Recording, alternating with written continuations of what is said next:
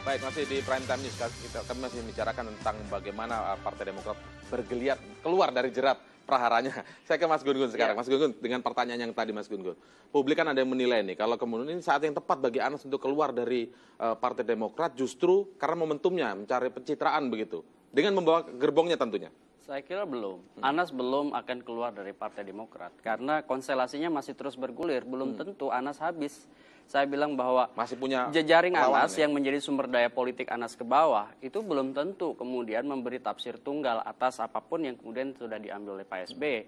Ya, bahwa secara retoris bisa saja, kemudian secara seremonial bisa saja juga misalnya datang menandatangani, tetapi lagi-lagi Anas masih ketua umum dan dia belum dilengserkan. Kalaupun dilengserkan itu kan melanggar konstitusi partai.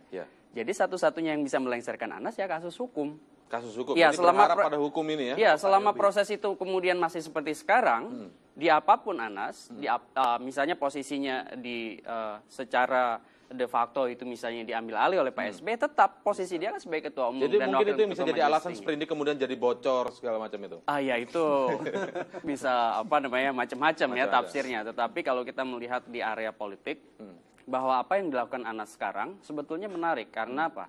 Saya melihat memang tidak sampai ke zero sum game yang diinginkan Pak SBY. Kalau Pak SBY mengambil zero sum game, artinya membuka area perang terbuka, ini justru yang sebetulnya nanti riskan Pak SBY sendiri. Karena kalau misalnya ini didorong, misalnya Rapimnas itu mendorong misalnya KLB, di KLB itu juga belum tentu kemudian itu menegasikan Anas. Justru sangat mungkin kemudian mengokohkan Anas. Yang diinginkan Anas. Ya, sangat mungkin mengokohkan Anas. Sehingga apa? Kalau sudah KLB itu kan sudah jadi perang terbuka. Sehingga apa? Ya itu tadi akan zero sum game. Itu akan dihindari oleh SBY ya? Akan dihindari ya. Menurut saya akan dihindari.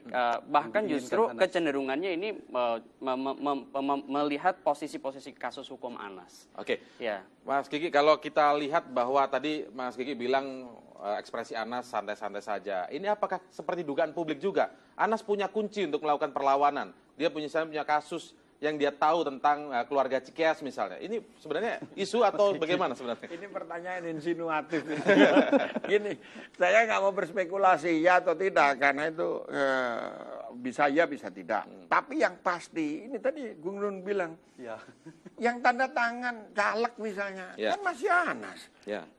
Makanya dia ketawa-ketawa aja. Dan tidak bisa tiba-tiba misalnya diambil alih, yang tanda tangan sekjennya aja atau ketua dewan tertingginya. Kenapa? Itu kan nggak sah menurut hukum. Jadi KPU tidak akan terima. Nah, artinya apa? Di luar yang spekulatif tadi dan insinuatif gitu. Yang pasti dia masih pegang kartu. Kartunya apa? Minimal ini tanda tangan. Kartunya tanda tangan ya. Yang jadi real, kalau mau masuk daftar calegnya Demokrat, jangan ke situ, mainnya sama saya kan gitu kan. Dan ini yang dikejar orang. Anda bayangkan satu caleg kalau dia galang sekian puluh ribu suara aja, meskipun kalah, tetap aja masih. Berarti memang itu dari majelis tinggi belum bisa masuk ke sana ya? Nggak bisa dong. Berarti pengambil alih nggak bisa itu kecuali lewat KLB ya misalnya. Kalau lewat KLB pun katakanlah Anas tergusur. Memulihkan luka-luka politik di dalam itu lebih sulit dan perlu waktu. Nggak bisa kalau Anas keluar misalnya, apalagi kalau Anas ngelawan, itu berbulan-bulan, bisa 3 bulan, bisa 6 bulan, bisa sampai April tahun depan. Nggak bisa. Nggak semudah itu gitu loh, karena ini ada proses hukum. Jadi kira-kira di Rapimnas besok ini tidak ada agenda semacam KLB? Agendanya kompromi. Pasti kompromi. Misalnya caleg oke lah. Mas Anas yang nyusun ya, tapi kami yang ngoreksi ya, gitu kan. Ini kan begitu, itu kompromi namanya. Baik, garis bawahnya kesimpulannya akan ada kompromi di agenda Rapimnas besok ya? Iya. Oke, waktu sudah habis. Fakta integritas sudah pasti. Fakta integritas. Integritasnya supaya kompromi maksudnya. Fakta integritas secara matang.